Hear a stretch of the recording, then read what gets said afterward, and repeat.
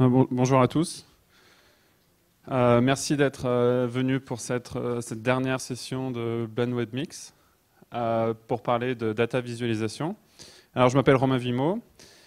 Je suis enseignant-chercheur à l'École centrale de Lyon, au département maths informatique. J'enseigne du Python, du système d'information et aussi de la visualisation là-bas. Je viens d'être recruté et j'ai commencé en septembre. J'effectue ma recherche dans ce domaine également, au laboratoire Lyris, dans l'équipe SICAL. Donc je suis très content de pouvoir parler de ce domaine-là qui est en pleine émergence. J'imagine que la salle est pleine parce que beaucoup de gens sont curieux par rapport à cette thématique. Et je vais essayer de vous l'introduire et de vous décrire un peu quelles sont les principales difficultés, quels sont les principaux outils. On va même voir un peu de code, parce qu'on est à Blend. Donc il y aura que du design, mais aussi du code. Je viens de tweeter le lien vers ces slides. Donc si vous suivez Blend Web Mix, normalement vous devrez les voir défiler. Donc comme je vous disais, en fait, c'est un domaine qui est en pleine émergence.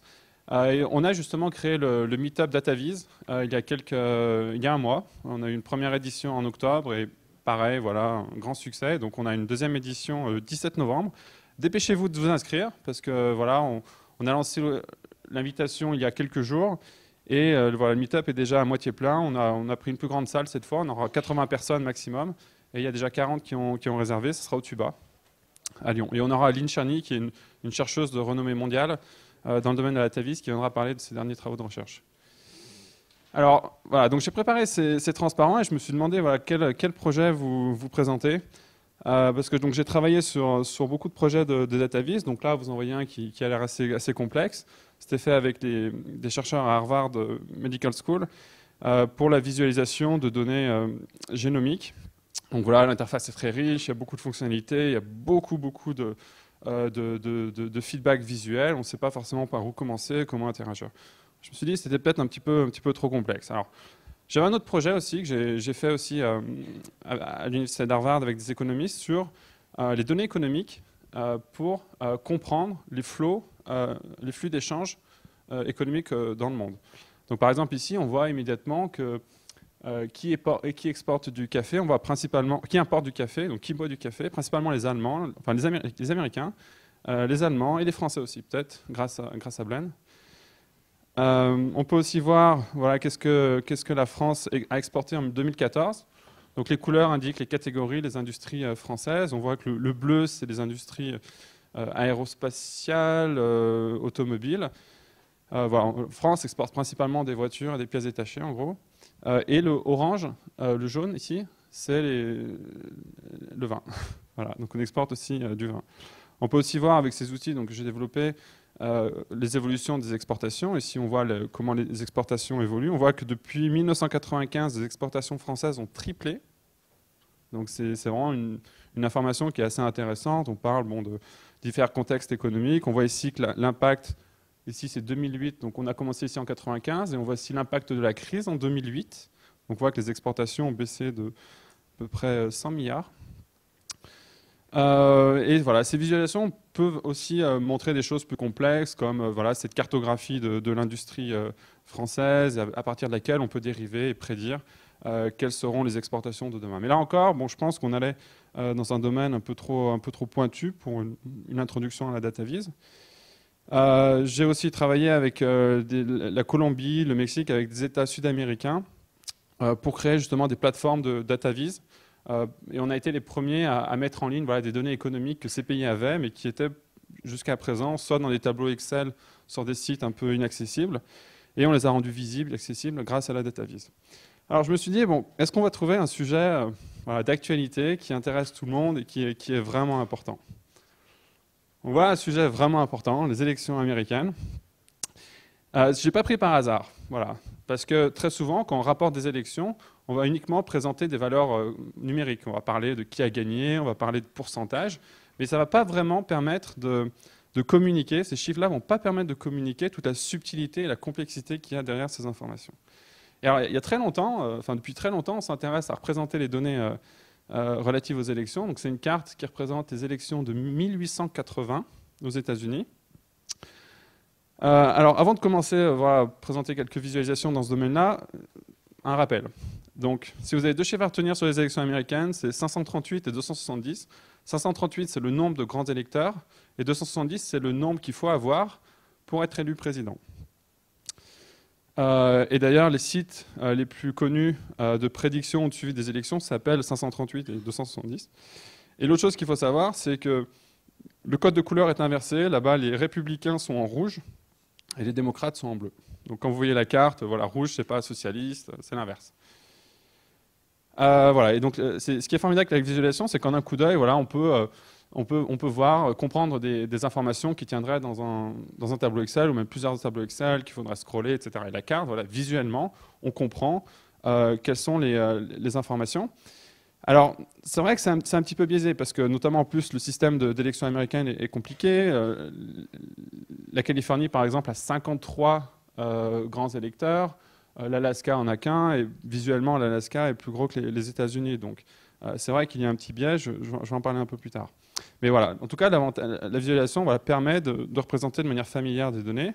Et on peut vraiment rentrer en profondeur dans les données. Donc ici, au lieu de représenter les États, on va représenter les counties. Donc ça veut dire voilà, le découpage géographique au-dessous des États. Et on peut voir un peu plus de détails, des patterns un petit peu plus fins qu'au niveau de l'État. On peut même aller au niveau de la centaine d'habitants. Alors voilà, en fait, c'est un peu une approche pointilliste. On a représenté la carte avec des petits points de couleur en fonction du vote des gens. Donc là, on voit tout de suite que personne n'habite au milieu des États-Unis. Là où avant, on pensait que voilà, il y avait beaucoup d'électeurs républicains, etc. Donc c'est ça qui est intéressant avec la visualisation, c'est qu'on peut à la fois résumer, prendre une décision, comme avec les premières cartes qui nous disent voilà, qui a gagné, qui n'a pas gagné, et après on peut rentrer un peu en détail et voir effectivement la distribution dans l'espace. Et même, on peut aller très très loin. Les Américains ont un système qui leur permet de collecter des données. Alors, c'est plus des données électorales, c'est des données raciales. Et on voit donc la couleur de la peau de la personne. Donc, le bleu, c'est blanc. Vert, c'est noir. Rouge, c'est asiatique, etc. Et voilà. Donc là, j'imagine que vous avez reconnu Manhattan. Donc, on voit Central Park. Personne n'habite à Central Park. Vous pouvez reconnaître, voilà, par densité des points, on voit des communautés ethniques qui apparaissent. Donc ici, on voit Upper East Side, donc voilà, principalement composé de blanc. On voit Harlem, on voit Chinatown ici, qui est tout en rouge. Voilà, donc la visualisation permet aussi de confirmer peut-être des idées qu'on a via des représentations de données purement factuelles. Ce qu'on veut faire avec la visualisation, c'est aussi interagir. On ne veut pas forcément que la visualisation soit sur papier, sur un mur, parce que voilà, si les données sont mises à jour, le papier ne se met pas à jour tout seul. Si on appuie sur papier, ça ne réagit pas. Voilà, donc on a envie que ce soit interactif, que ce soit généré par des programmes. La visualisation doit être contextualisée, on veut faire passer un message, donc ça veut dire qu'on va mettre des graphiques autour de blocs de texte. On veut aussi identifier des facteurs avec la visualisation. Donc ici, on a 3 cartes des États-Unis, donc c'est 3 cartes de sondage. Et ce qui est intéressant, c'est qu'en fait, on a pu découper qui répondait au sondage. Donc à gauche, tout le monde a répondu, hommes et femmes. Donc on voit que Clinton gagne devant Trump, pour l'élection finale par rapport au sondage, mais on voit que si les hommes votaient, Trump gagnerait. Et si les femmes votaient, Clinton gagnerait. Donc on voit en fait vraiment la répartition des données qu'on ne pouvait pas vraiment voir avec les cartes initiales. En termes de facteurs supplémentaires à identifier, donc on parle souvent de swing state, donc ces états qui, s'ils basculent à gauche ou à droite, voilà, peuvent faire basculer l'élection à gauche ou à droite, mais ça reste assez abstrait. Et là, en fait, on voit donc tous les États américains. Donc, ici, on a les années. Et chaque ligne, donc, c'est les résultats par État. À gauche, c'est plus démocrate. Et à droite, c'est plus républicain. Et donc, les swing states sont ces États qui vacillent en fait, le long de la ligne médiane et qui parfois passent à gauche, parfois passent à droite. On peut aussi utiliser la visualisation pour voir tous les différents scénarios d'élection. Donc là, c'est une visualisation encore du New York Times, comme la plupart de celles que je vais montrer par rapport aux élections. Et en fait, vous pouvez interagir et vous pouvez cliquer et faire différents scénarios. Voilà, est-ce que si Trump gagne la Pennsylvanie, mais il perd la Floride, mais il gagne l'Ohio, etc. Et vous arrivez à la fin, on vous donne la réponse. Voilà, d'après vos choix, d'après vos scénarios hypothétiques, Trump va gagner ou Clinton va gagner. Et donc là encore, c'est interactif. La plupart de ces visualisations sont maintenant sur le web, vous pouvez l'utiliser sur votre téléphone, c'est plus réservé uniquement à des personnes qui ont des moyens. C'est vraiment accessible à tous. Donc voilà, on peut tester des hypothèses, on peut aussi faire ces scénarios hypothétiques sur des cartes, et c'est classique. Donc j'ai parlé beaucoup de cartes, mais aussi on peut utiliser des représentations temporelles. Donc ici on voit l'évolution des sondages. Et là encore, c'est interactif. Vous pouvez voir l'impact des différents débats, voir les différents changements. Pour voir aussi les tendances, on peut là encore utiliser des cartes et animer les cartes. Vous voulez voir l'évolution au fil du temps. Mais en fait, les cartes ne sont pas forcément la meilleure façon de représenter les données. On a vu qu'il y avait un biais, on a vu que le centre des États-Unis était rouge, même s'il n'y avait personne. Alors, comment combattre ce biais? Donc déjà, là, on voit que, justement, ce que je viens de dire, tous les habitants de cette région, donc qui est au centre des États-Unis, au nord, centre-nord, en fait, a une population équivalente au New Jersey. Le New Jersey, je pense que sur la carte initiale, vous ne l'avez pas vu. C'est vraiment un tout petit État du nord-est. Alors que les grands États du centre, qu'on voit ici, eux, sont très visibles. Donc on voit qu'il y a un peu un biais. Alors comment combattre ce biais? Alors on va utiliser des représentations différentes. Donc on voit ici des cartogrammes, on voit ici des grid maps proportionnels à la taille de l'État, on voit des différentes cartes de densité, différents découpages spatiaux. Ici, il y a même un petit peu de 3D. Voilà. Donc toutes ces variations sont intéressantes, c'est une exploration de l'espace de design, mais ne sont pas forcément optimales, ne sont pas forcément utilisables. Alors moi, si vous me demandez voilà, quelle est ma carte préférée, enfin quelle est ma visualisation préférée des élections américaines, c'est celle-ci, donc sous forme de découpage de grilles. Donc chaque État est représenté sous forme de carré, positionné approximativement où il est situé, enfin où l'État est situé. Et avec ces carrés, on peut faire plein de choses dedans. On peut montrer ici, et donc ici on a le même découpage en grid, et dedans on va montrer voilà, l'évolution du vote républicain ou l'évolution du vote démocrate. Et donc c'est des visualisations assez fantastiques parce qu'on garde le repère spatial, on sait où sont situés les États, on a besoin de le garder, mais dedans on va embarquer des visualisations qui, elles, sont un peu plus complexes, temporelles, etc. Et voilà, donc on peut faire différentes variations de design. Alors vous allez me dire, voilà, problème résolu, pourquoi on ne voit pas ces cartes dans tous les journaux? En fait, si, on les voit dans tous les journaux maintenant, mais un problème, enfin, une question intéressante, c'est de se dire que, est-ce que ces cartes sont identiques? En fait, non. Car la façon dont les gens ont créé ces grid maps, on peut penser que voilà, il y a eu un accord commun, qu'il y a une façon de faire, mais en fait, non. Donc si on regarde comment le New York Times, NPR, donc, qui est le service public d'information, Washington Post, en fait, ont fait ces cartes. En fait, ils les ont fait de manière différente parce qu'il n'y a pas une façon de les faire, une façon unique de les faire. Il y a plusieurs variations possibles. Et donc là, c'est un chercheur qui s'est intéressé à comparer ces cartes. On voit un trait orange quand il y a un voisin qui manque. On voit une flèche qui relie deux États quand ils sont à côté mais ne sont pas orientés de la bonne façon, etc. Donc, et c'est ça le message que je veux faire passer, c'est que la visualisation paraît parfois simple, mais c'est quand même assez difficile et il y a toujours plusieurs petites variations et il faut être au courant de ces variations. Et voilà, donc au final, bon, la visualisation, c'est aussi fait pour communiquer. Alors il y a beaucoup d'opinions par rapport à ça. Moi, je pense que la visualisation voilà, peut être aussi quelque chose qui est rigolo, on peut avoir un peu de distraction. Ça ne va pas forcément être quelque chose de très sérieux. Donc voilà, donc j'ai expliqué la visualisation dans différents contextes. On a l'impression que c'est vraiment, ça va un peu dans tous les sens. En fait, nous, en tout cas moi en tant que chercheur et en tant que voilà, designer de visualisation, ce qui m'intéresse, c'est comprendre les tâches. C'est-à-dire comprendre en fait l'abstraction qu'il y a derrière ce que veulent faire les gens. Donc c'est la première étape. On essaie de découper en tâches, on essaie de comprendre ce que veulent communiquer les gens. Ensuite, on s'intéresse à comment rendre le lecteur plus efficace et augmenter ses capacités. Alors quand je parle de tâches, donc, on veut essayer de comprendre qu'est-ce que les gens veulent faire avec la visualisation. Souvent, on classifie en deux catégories, par une échelle qui va de bas niveau jusqu'au haut niveau. Donc, les tâches de bas niveau sont les tâches qu'on peut faire de manière répétitive, et on ne deviendra jamais meilleur à ces tâches-là. Par exemple, chercher le maximum, le minimum, ou voilà, des valeurs vraiment très, très factuelles dans la visualisation. On va faire des visualisations qui essayent de résoudre ces tâches-là. Et on va faire d'autres visualisations qui vont juste permettre d'exposer un maximum d'informations pour éventuellement découvrir la connaissance. C'est un petit peu les visualisations que j'avais montrées au tout début. Le but n'est pas forcément d'avoir un but précis en tête. On peut juste exposer beaucoup d'informations, laisser l'utilisateur filtrer, interagir, agréger, et éventuellement il va découvrir de nouvelles connaissances. Donc voilà, première étape, les tâches. Un exemple de tâche qu'on peut qu'on peut essayer de résoudre au tout début d'un projet de visualisation, c'est voilà, on a une équation mathématique, quel est le minimum? Donc, c'est pas quelque chose qu'on peut faire avec ces représentations-là, donc représentation mathématique. Il faut faire une autre représentation. Donc c'est déjà un point de départ. Et la tâche va être voilà, trouver le minimum global de cette fonction. Quand je parle d'efficacité, c'est-à-dire que c'est vraiment le but qu'on veut avoir, qu'on va atteindre, c'est permettre aux gens d'être plus rapides, de faire moins d'erreurs et découvrir des connaissances et créer du savoir. Donc voilà ce qu'on entend par efficacité d'usage d'une visualisation.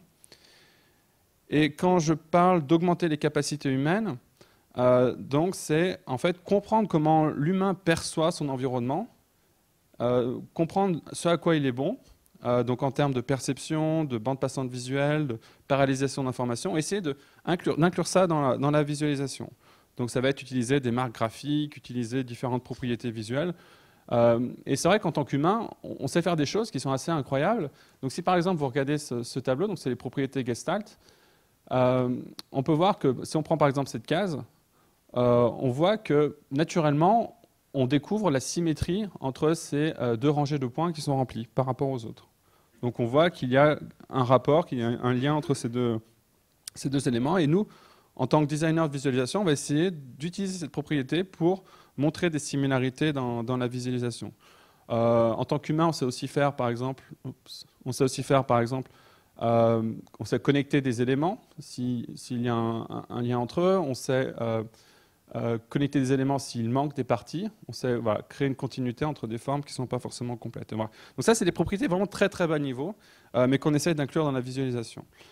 Et voilà, donc un exemple de visualisation pour résoudre ce problème simple d'équation, on cherche un minimum global. Voilà, on va représenter la fonction graphiquement. Donc voilà un exemple vraiment très très très très simple de visualisation. Et ce qui est intéressant dans la visualisation, c'est qu'on peut donc à la fois représenter les données initiales que l'on avait, mais on peut aussi représenter un contexte autour des données. Donc là, par exemple, je parlais d'élections américaines. Très souvent, on va parler de moyenne, on va parler de pourcentage, mais ça ne capture pas vraiment la distribution des points, les différents sondages, est-ce que les sondages étaient centrés autour de la moyenne, est-ce qu'ils étaient vraiment très divergents. Donc on va essayer aussi de contextualiser la visualisation. Et si éventuellement on utilise un modèle de traitement de données, par exemple de deep learning ou de machine learning, on va aussi, lors de la visualisation, essayer de représenter l'exécution de ce modèle. Alors ça, c'est un domaine vraiment très, très émergent, mais qui commence à avoir de plus en plus de poids. Ici, donc, on classe des points avec un réseau de neurones. Donc on a un réseau qui a qui a 2 couches cachées. On a les points et on voit l'exécution en fait, du réseau de neurones et l'évolution en temps réel du classement des points qui sont ici.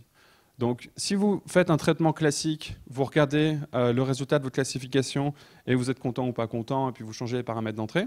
Mais grâce à la visualisation, vous pouvez voir en temps réel comment les points sont classés et avoir peut-être un meilleur fonctionnement du modèle.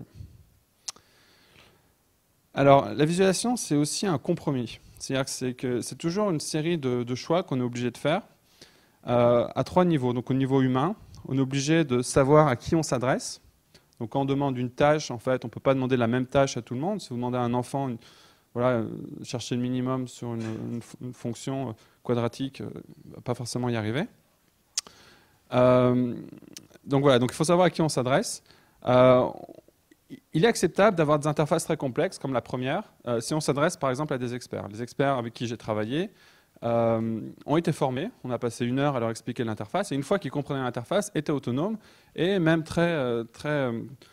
on va dire, très focalisés sur cette interface. Mais l'interface avait été été créée dans ce contexte-là. Si on avait créé une interface grand public, comme par exemple celle des élections, on ne peut pas déjà faire l'hypothèse que les gens vont apprendre. Les gens vont juste regarder ça défiler sur Twitter, ils comprennent pas, ils ont une demi-seconde pour prendre une décision. Donc il faut peut-être faire une visualisation qui va attirer leur attention. Et ensuite, on va essayer de mettre moins d'informations, de faire des encodages qui sont moins complexes. Donc bien comprendre l'humain, bien comprendre aussi les données. Donc là, par exemple, c'est un découpage des données assez classique. Chaque ligne, c'est une entité. Donc par exemple, chaque ligne, c'est un État américain. Chaque dimension, ça va être une colonne. Donc par exemple, le nombre d'habitants dans l'État. Et puis la temporalité, c'est les différentes élections. On ne va pas représenter toutes ces données d'un seul coup. On va sélectionner les données, donc sélectionner une année, sélectionner un État, sélectionner un parti politique. On va aussi projeter, on va aussi filtrer, etc. Donc on va effectuer Voilà, beaucoup d'opérations sur les données qui vont réduire fortement ces données. Et enfin, la troisième étape, elle est liée aux contraintes qu'on a par rapport à l'affichage. On ne peut pas faire l'hypothèse que tout le monde a un mur d'écran interactif chez lui et peut interagir avec les mains, avec un stylo, etc. Mais tout le monde n'a pas non plus qu'un smartphone avec le scrolling vertical. Non, il y a plein de configurations différentes. Il faut là encore essayer de les comprendre et il faut faire une visualisation dans un contexte particulier. On ne peut pas faire une visualisation pour tous les contextes. Voilà, donc là, c'est des contextes d'écran interactif, de papier, et puis ici, c'est une image très haute résolution qu'on peut trouver sur Flickr. Et à chaque fois, les choix qui sont faits dépendent de ce contexte. Et donc, alors, tous ces choix sont faits, en fait, on peut représenter ces choix de manière assez logique avec un pipeline, une représentation graphique qu'on appelle un pipeline. Alors, la façon dont il se lit, c'est on part en bas à droite, et on remonte, on tourne à gauche et on redescend. Donc on part des données brutes, on va faire des sélections, des transformations, des agrégations, on va ensuite faire du mapping visuel, on va ensuite faire de la représentation visuelle, donc là on aura une image, l'image ensuite va être représentée sur l'écran, l'humain va percevoir, va ensuite réfléchir et dériver de l'information. Donc voilà le pipeline complet qui se passe entre le moment où vous allez faire votre première requête SQL ou même juste stocker les données dans la base de données et tirer la connaissance. Donc, voilà, c'est toutes les étapes qu'il faut prendre en compte. Et je vais les détailler et vous montrer comment on peut utiliser des outils pour exploiter ces étapes. J'ai aussi uniquement me focaliser que sur les premières. C'est à la fois les plus simples et peut-être les plus faciles à maîtriser pour le moment. Donc on part des données brutes. On va transformer les données, on va mapper les données avec des formes graphiques et on va mettre les formes graphiques dans l'écran. Donc voilà les 4 étapes qu'on va faire ensemble avec un jeu de données assez simple pour vous montrer comment faire une première data visualisation. Alors on part des données brutes, donc ici on va prendre des données par exemple d'États américains. Donc on voit qu'on a des données de types différents. Ici on a des données ordinales, donc on ne peut pas ordonnées, qu'on ne peut pas additionner, etc. Donc c'est des états. On a des données quantitatives, qui sont par exemple les votes.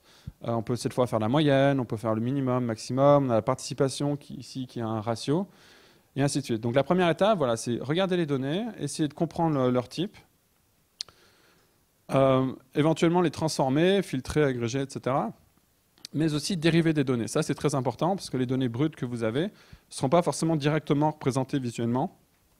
Notamment la couleur. Vous avez vu que la couleur sur les premières 4 en fait, indiquait le vainqueur. Mais le vainqueur n'est pas présent dans les données. Donc il faut créer une nouvelle colonne vainqueur qui va être donc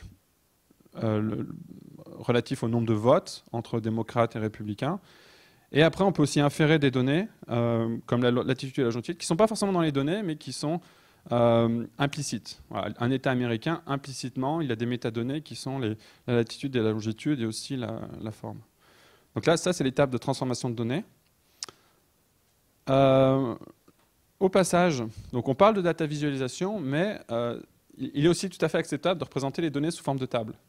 Donc là, les données que j'ai représentées ici, on peut, voilà, par exemple, la colonne démocrate-républicain, juste la colorier en rouge ou en bleu. C'est parfaitement acceptable et c'est même, moi je suis d'ailleurs fan de tables, j'adore les tables, je réfléchis beaucoup comment est-ce qu'on peut améliorer la visualisation de tables, la navigation dans les tables, etc., la mise à jour des tables. Et beaucoup de sites, en fait, utilisent les tables pour représenter les données. On peut déjà avoir des motifs, on peut avoir des patterns, juste avec des tables. On peut même encore faire des tâches supplémentaires en réordonnant les tables, en filtrant les tables, etc. Et il y a des travaux vraiment fantastiques qui ont été faits dans les années 90 sur justement les tables, où juste avec des drag and drop, en fait, vous pouvez créer des nouvelles colonnes, des colonnes de moyenne, des colonnes de nouvelles, juste avec des interactions assez simples. Donc voilà, je vous invite à lire ce papier et voir la vidéo vintage qui a été faite avec. Troisième étape. Donc on est parti de données brutes, on les a transformées. Qu'est-ce qu'on fait? Alors, ces données, à ce stade-là, les données sont abstraites. Elles sont dans la machine, quelque part, sur le disque dur, dans la mémoire. Mais on ne peut pas vraiment les visualiser. Donc en visualisation, la troisième étape, c'est la représentation avec des formes visuelles abstraites. Donc ils sont ici. Alors il n'y a pas que celle-là, hein. J'ai mis juste à titre d'exemple, mais bon, c'est essentiellement des carrés, des cercles, des triangles. Il peut y avoir aussi des rectangles, et ainsi de suite. Ou des formes bien connues, comme des états. Et ces formes graphiques ont des propriétés de taille, de couleur et de position. La position est très importante. Donc voilà, donc maintenant, cette troisième étape, ça va être mapper les données, donc là, les États américains, avec ces formes graphiques. Et d'ailleurs, un ingénieur français s'est intéressé dans les années 50 à classer, à explorer ces formes graphiques. C'est Jacques Bertin, qui était ingénieur géographe, qui a écrit un livre qui est juste la référence en DataVis. Le problème, c'est qu'il est introuvable, on n'arrive plus, il n'est plus réédité. Mais bon, vous pouvez trouver sur Internet des schémas de ce livre. Et il a en fait catégorisé les formes graphiques de manière très structurée. Donc il a classé, voilà, donc moi j'ai mis quelques exemples, hein, des carrés, des triangles, mais voilà un peu toutes les formes qui existent, voilà la combinaison de formes, les différentes textures et les différentes propriétés. Là encore, moi j'ai mis uniquement la couleur, la position et la taille, mais vous voyez toutes les propriétés qui peuvent être utilisées en DataVis. Et c'est là que vous voyez voilà, que la richesse du vocabulaire visuel est juste quasiment infinie. Dernière étape, on a mappé nos données avec des formes graphiques. On va faire une présentation visuelle, donc on va créer un graphique. Donc ça, ce que j'ai présenté, c'est ce qu'on appelle le design space de la visualisation. C'est l'espace virtuel dans lequel vous pouvez naviguer et créer vos graphiques. Alors vous allez me dire, vous allez peut-être vous sentir un peu perdu. Alors, en fait, il existe des templates. C'est-à-dire qu'il existe des graphiques standards à partir desquels vous pouvez partir pour faire vos graphiques. Donc vous connaissez tous, j'imagine, j'utilise les mots américains parce que je ne connais pas toujours la traduction française, donc des bar charts, des pie charts, des scatter plots, des arc diagrammes, etc. Donc voilà, vous n'êtes pas perdu face à cette étape de visualisation. Très souvent, on part d'un template et éventuellement on le customise par rapport à ses besoins. Donc vous allez partir, si par exemple vous voulez représenter les États américains, vous allez partir d'une carte, c'est bien connu, remplir avec de la couleur, et après éventuellement rajouter, je ne sais pas, un histogramme à l'intérieur pour représenter la distribution des votes, et ainsi de suite. Vous pouvez aussi partir voilà, d'une feuille blanche et créer votre propre visualisation complètement nouvelle, mais très souvent ça demande de programmer à très bas niveau. Là les templates, l'avantage c'est que vous pouvez utiliser des outils commerciaux. Alors j'avais sauté cette étape, mais en fait elle est très importante, et alors malheureusement on n'aura pas le temps de l'aborder pendant cette session. C'est l'interaction. Parce qu'en fait, j'ai montré que le pipeline était quasiment unidirectionnel, on partait des données jusqu'à la présentation visuelle, mais en fait l'humain, enfin vous, moi, peuvent interagir avec la visualisation. On peut cliquer, on peut reformuler en fait les graphiques. Et ça, en fait, ça arrive à tous les niveaux. On va cliquer, on va changer juste le mapping visuel, on va changer la forme graphique, on va changer les données, on va filtrer, etc. On va même changer la source de données. Donc l'interaction voilà, permet de reformuler les données pour si la tâche évolue. Alors, je vous ai dit qu'il fallait faire des choses compliquées, mais en fait, non. Enfin, mon point de vue, c'est qu'il faut rester sur des graphiques simples. Je pense que là, les graphiques que vous voyez à l'écran suffisent pour la plupart des tâches qu'on a à faire en visualisation. Donc si par exemple vous voulez... donc là, je parle d'un histogramme, d'un line chart, un dot plot et un scatter plot. Je pense que la plupart des besoins peuvent être résolus avec ces graphiques-là. Pourquoi? Parce qu'on les connaît tous, donc vous n'aurez pas de problème pour expliquer aux gens comment ça marche, vous n'aurez pas de problème non plus pour les implémenter. Toutes les bibliothèques utilisent ces graphiques. Voilà. Maintenant, donc on a Blend, donc on va faire un peu de code, on va faire un peu de pratique. Donc je vais vous montrer en fait comment est-ce qu'on peut voilà, partir des données, partir d'un jeu de données, donc là ça va être des fleurs. Donc c'est 50 échantillons de fleurs avec 4 colonnes, donc, enfin 4 colonnes de données quantitatives, donc la hauteur et la largeur des pétales et la hauteur et la largeur des sépales. Donc, et l'espèce, donc le type de fleurs. Donc c'est des iris, donc c'est le type d'iris. Et qu'est-ce qu'on va faire ensemble? On va faire ce scatter plot qui va montrer juste sur 2 axes comment représenter les fleurs en fonction de la largeur de leurs pétales et de la hauteur de leurs pétales. Donc c'est vraiment un graphique très simple et on va aussi utiliser la couleur pour montrer la catégorie. Donc si on suit là, le processus que je vous ai indiqué, voilà, il suffit juste de prendre chaque étape et ce qui peut servir comme checklist. Alors on a déjà les données brutes, c'est bon, check. les données sont chargées. Et en fait, la seule étape que je vais vous montrer avec ces outils est vraiment une étape vraiment très contenue et c'est quasiment l'idéal quand on fait de la visualisation parce que tout existe déjà, les données, les formes graphiques, le canevas pour représenter. On va juste en fait associer les données avec la marque graphique. Et dans ce cas-là, on veut faire un scatterplot, donc ça veut dire qu'il faut que chaque fleur ce soit un cercle, que les cercles se disposent dans l'abscisse des cercles soit donc la largeur des pétales, l'ordonnée du graphique soit la longueur des pétales, la couleur des catégories, et ici, on n'aura pas de taille. Les cercles auront la taille constante, et on ne veut pas d'interaction non plus. Donc voilà, hop, on sait exactement ce que l'on veut faire. Alors, premier outil qu'on va utiliser, c'est Tableau. Qui a déjà utilisé Tableau? Une personne, deux, trois, quatre. Voilà. Donc Tableau, c'est un outil commercial qui coûte très cher, mais qui est très, très, très performant. Donc si vous avez les moyens de vous le payer, c'est vraiment un très bon investissement. Moi, j'utilise la version publique, parce que je travaille à l'université, on n'a pas beaucoup d'argent. Mais avec la version publique, voilà, vous pouvez déjà faire beaucoup de graphiques. Alors la première étape dans Tableau, c'est charger les données. Donc voilà, j'ai déjà chargé, c'est un fichier CSV qu'on trouve sur Internet avec le jeu de données. Donc j'ai chargé les données, je vais créer, c'est un peu comme Excel, donc je crée un canevas, donc si je crée une feuille, et ici on a donc les données, la source de données, et la description des données. Donc, et comment Tableau fonctionne? Tableau fonctionne vraiment très simplement, on va drag-dropper les propriétés des données dans le canevas et on va construire le graphique de manière itérative. Donc alors je voulais qu'en ligne, donc en colonne, on ait la largeur des pétales. Hop. Donc voilà. Donc là, qu'est-ce que j'ai fait? J'ai juste pris une colonne en fait du jeu de données. Je l'ai mis dans l'interface. J'ai drag-droppé là dans ce canevas. Et Tableau m'a déjà créé un premier graphique sur la distribution en largeur des pétales des différentes fleurs. Donc c'est déjà un graphique assez intéressant. Et maintenant, la hauteur, donc l'ordonnée va être la longueur des pétales. Hop, je change juste. Et voilà. Donc là, on voit qu'en 2 drag and drop, j'ai créé un graphique qui satisfait mes besoins, enfin quasiment mes besoins. On peut changer les marques. Donc là, j'ai des cercles qui sont vides. Je vais mettre des cercles qui sont pleins.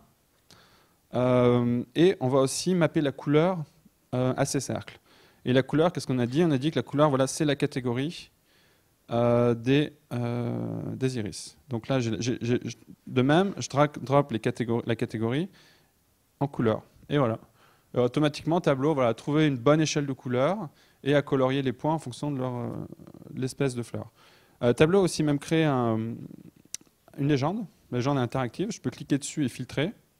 Donc filtrer par type de fleur. Voilà, donc Tableau est vraiment très puissant. Vous pouvez en quelques clics créer des graphiques. Je vais montrer un graphique vraiment très simple. Ici, vous avez tout un dictionnaire. Je crois que je peux zoomer un peu.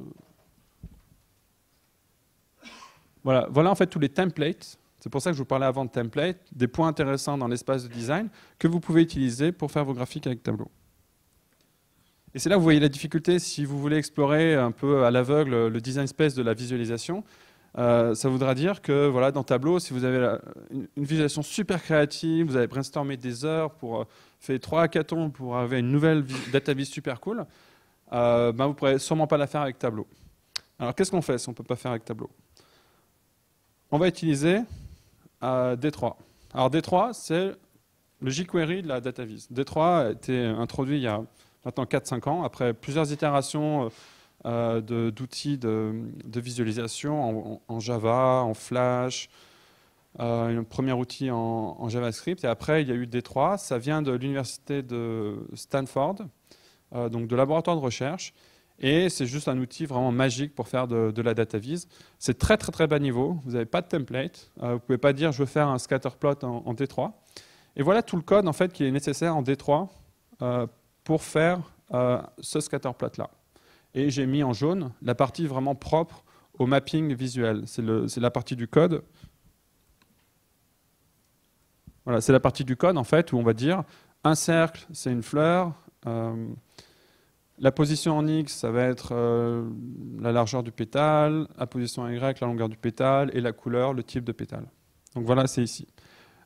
Pourquoi c'est intéressant d'isoler ce mapping? C'est qu'en fait, si vous voulez changer le graphique, faire un graphique différent, avec changer l'ordonnée, l'abscisse, la couleur, c'est uniquement ces 4 lignes-là qu'il faudra modifier.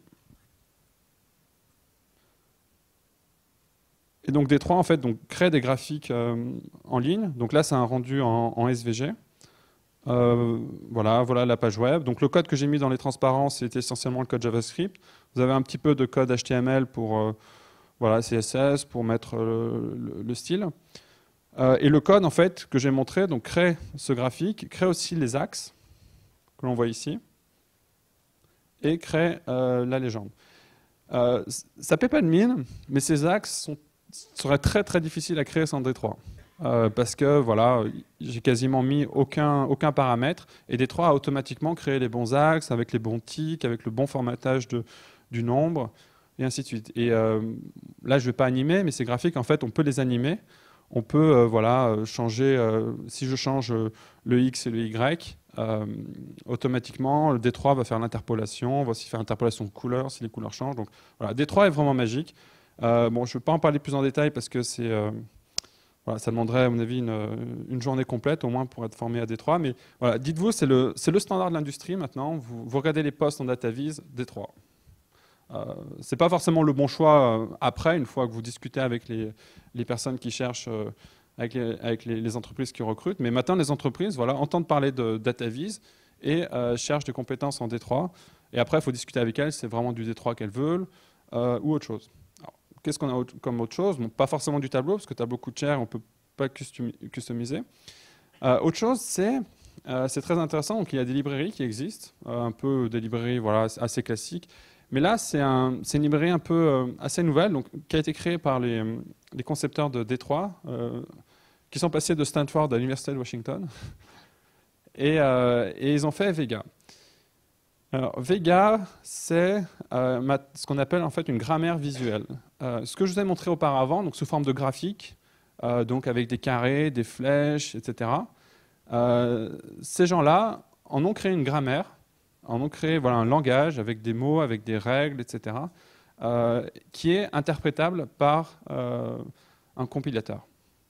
Et ça révolutionne, à mon avis, vraiment comment on fait la DataVis. Parce qu'auparavant, la DataVis, on la faisait un peu de la façon dont je vous la présente. On présente des cas d'études, on présente des exemples, etc. Puis après, quand on est face à son ordinateur, on reprend des exemples. Mais on va dire qu'il n'y a pas vraiment de... Il n'y a pas vraiment de référentiel, il n'y a pas vraiment de façon de formaliser le mapping que je vous ai introduit. Et là, ce qui se passe avec Vega, maintenant, on a un langage intermédiaire. Donc là, c'est du JavaScript, c'est encore du web, mais on peut imaginer que Tableau, demain, quand vous exportez un graphique, on l'exporte en Vega. Donc Vega va devenir vraiment la lingua franca de la visualisation. Ça va devenir, à mon avis, la couche intermédiaire dans laquelle on va exporter ces visualisations et ensuite les importer. Donc, et ce papier, en fait, vient d'être... Vega Lite a été présenté la semaine dernière à une conférence à Baltimore, à laquelle j'étais, aux États-Unis. Et voilà, ils ont reçu le meilleur papier de la conférence. Et toute la communauté de recherche est vraiment satisfaite de ces travaux et considère ces travaux comme le changement majeur en visualisation. Et ces gens-là ont aussi déjà implémenté des compilateurs, ont déjà implémenté des outils. Alors, comment faire un graphique en Vega? Donc, alors, j'ai déjà créé. Donc, je vais partir d'un exemple simple. Donc, voilà, Vega, en fait, vient avec un navigateur, avec une page web.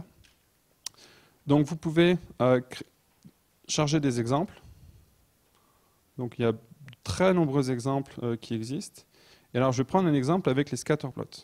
Donc, comment en fait, donc là, c'est un autre jeu de données, c'est les jeux de données de voitures. Et comment en fait, je peux maintenant customiser ce scatterplot pour faire celui qu'on voulait initialement. Donc, je vais changer le jeu de données. Je vais dire, voilà, on veut le jeu de données Iris. Comme marque graphique. Alors, je vais peut-être augmenter la taille.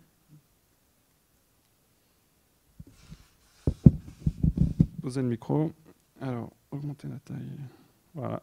Vous voyez mieux, j'imagine. Donc voilà, donc j'ai changé le jeu de données. La marque graphique, je veux toujours garder un point. Alors, en termes de champ, alors je ne sais plus quel champ c'est. Donc, je pense que c'est celui-là, donc petal width. Pétale, height.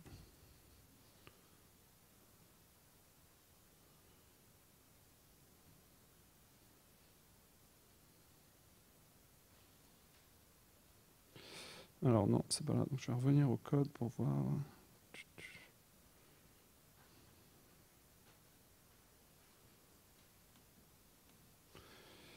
Pétale, oui. Non, non, c'est length. Voilà. Donc là, en fait, qu'est-ce que j'ai fait? Juste en changeant quelques paramètres, j'ai réutilisé le même template. J'ai changé le jeu de données, donc la première étape. J'ai changé le mapping entre la table que j'avais, tout en gardant les mêmes marques et la même configuration du graphique. Et là, je vais rajouter une nouvelle ligne, parce qu'on veut de la couleur.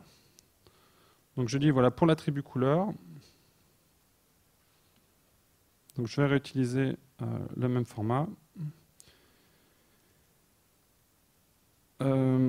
Donc, pour le champ, je vais mettre cette fois les espèces, species, et pour le type, c'est un type nominal.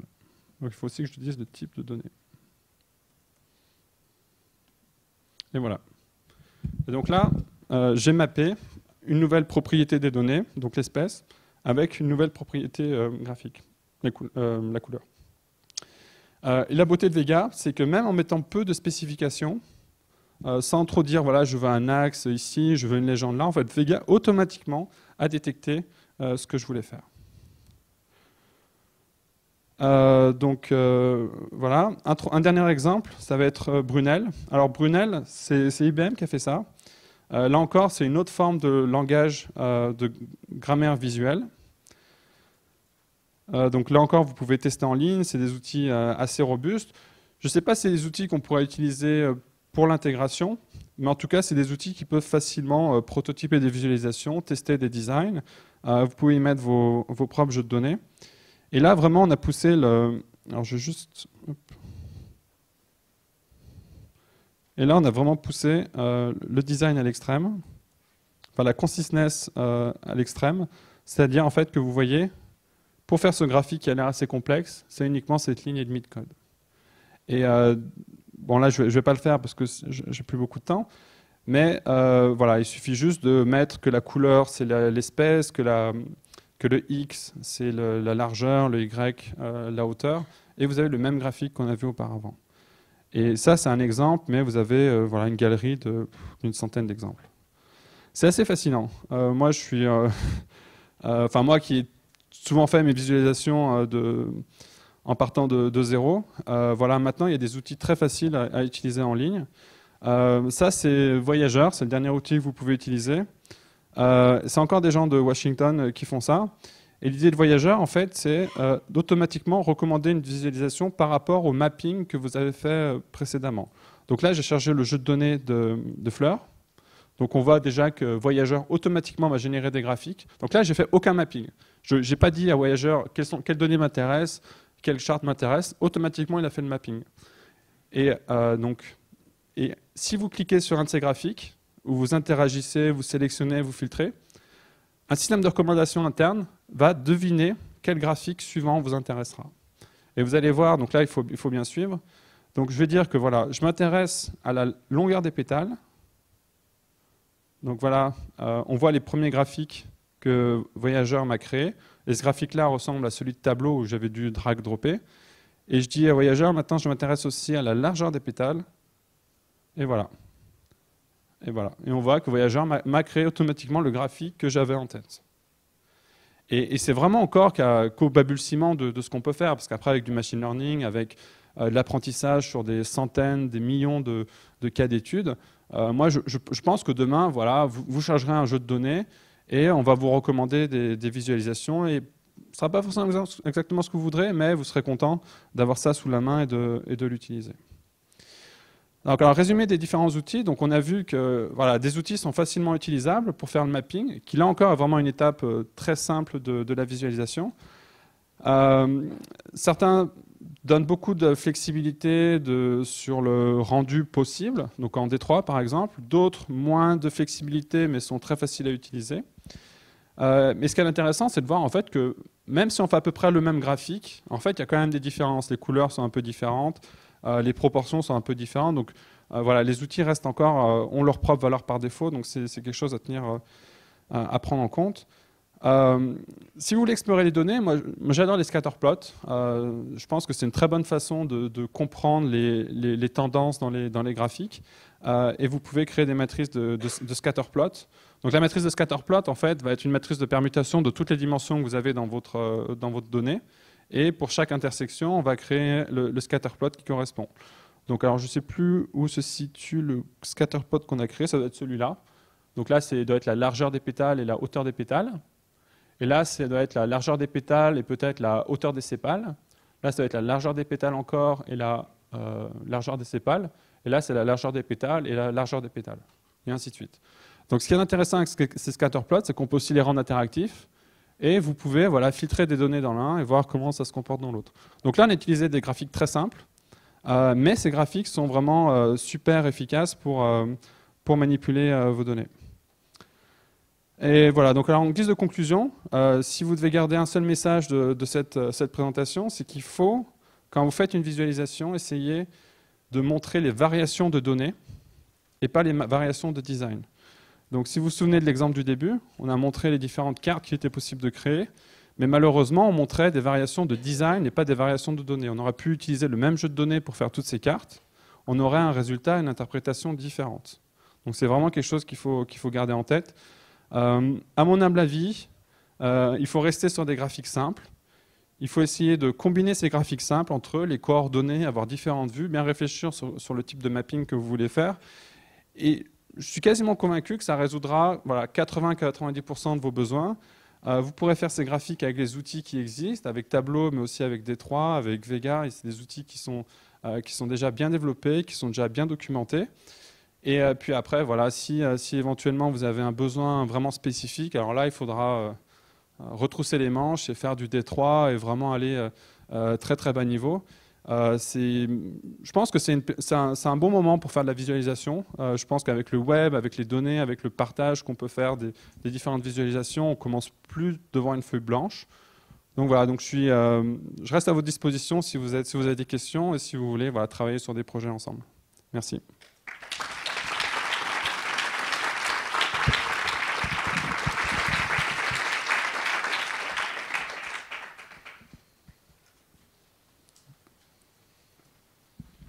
Y a-t-il des questions?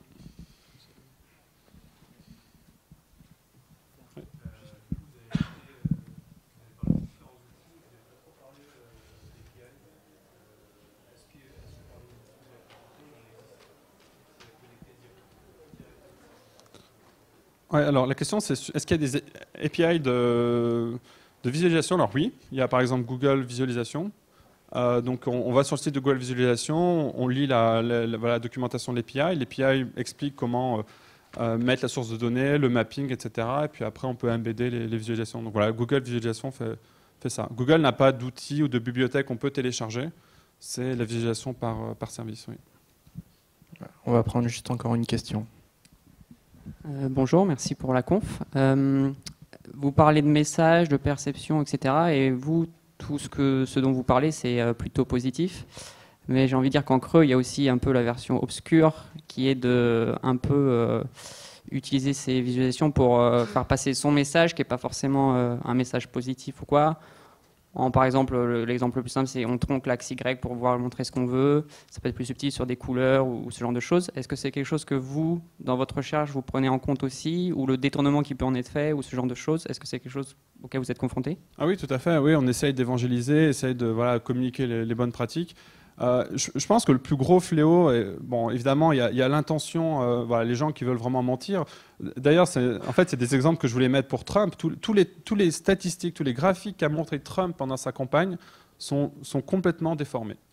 Il y a des gens qui sont amusés à les corriger, à montrer côte à côte des journalistes, et ont montré que Trump utilisait des graphiques qui étaient exactement comme vous le disiez. On montre uniquement entre 45 et 46%, comme s'il y avait un écart de 50% entre les sondages.